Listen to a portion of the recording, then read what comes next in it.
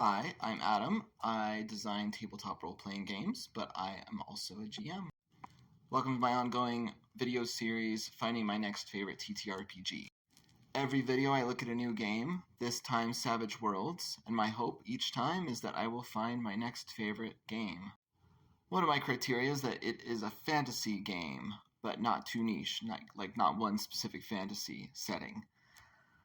Savage Worlds isn't that.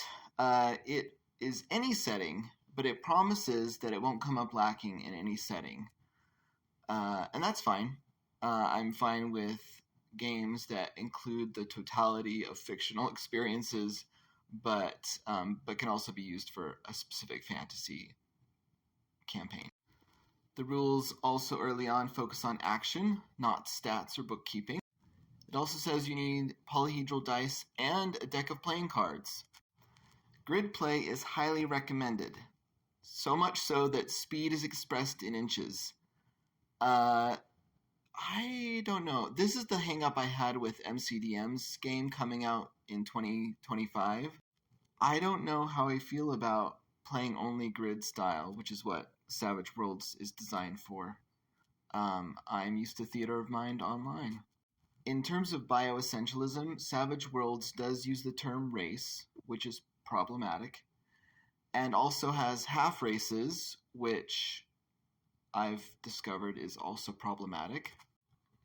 But it also encourages you to make your own, so maybe you could sidestep a lot of that stuff. I don't know. You've got attributes, which are like ability scores. They are agility, smarts, spirit, strength, and vigor.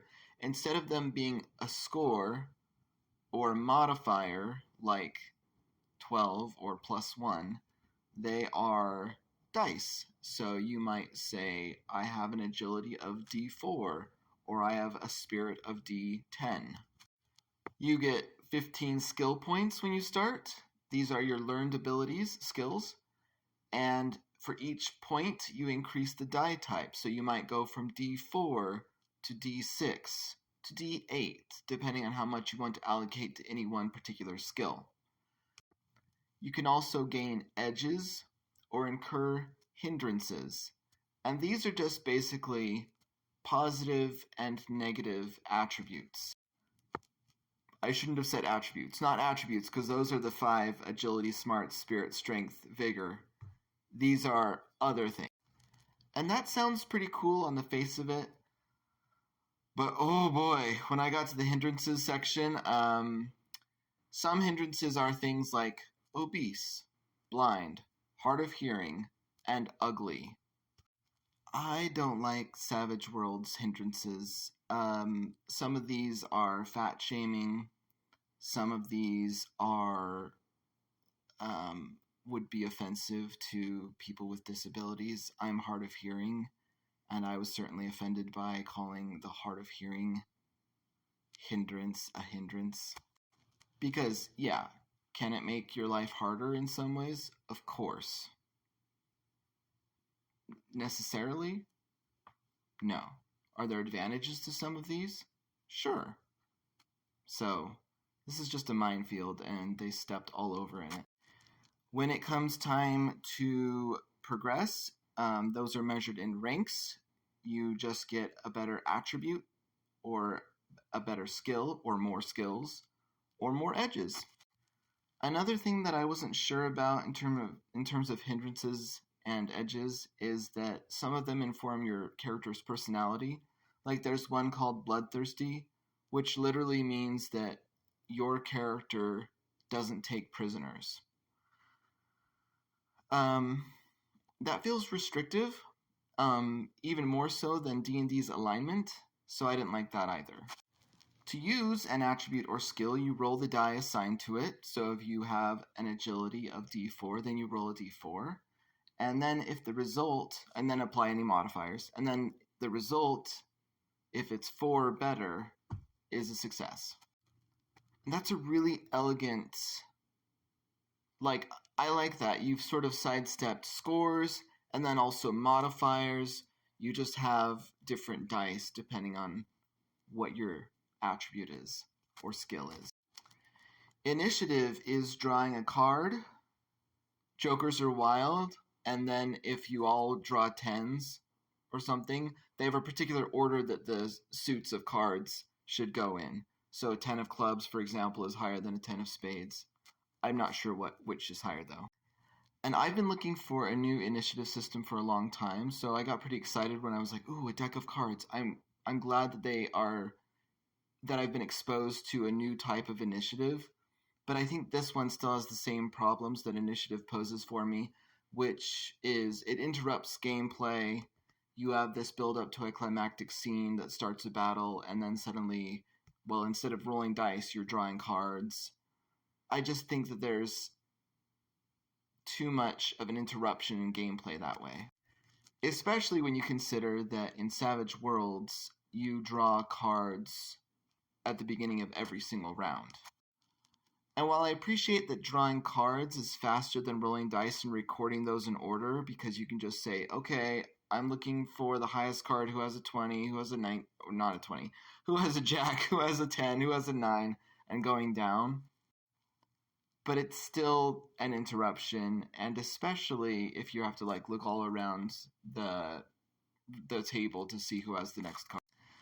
Attack and damage rolls are separate, so you roll your attack. It is just an agility or skill roll, and then you roll damage depending on what you're doing, what kind of attack it is. If you get wounded, before you get wounded, if you take damage, then you are shaken. And shaken means you might not necessarily get to play the next turn because you're too overwhelmed or scared or something.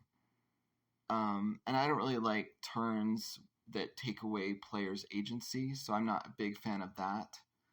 Then if you're wounded, you can take up to 3 wounds, and then you're bleeding out.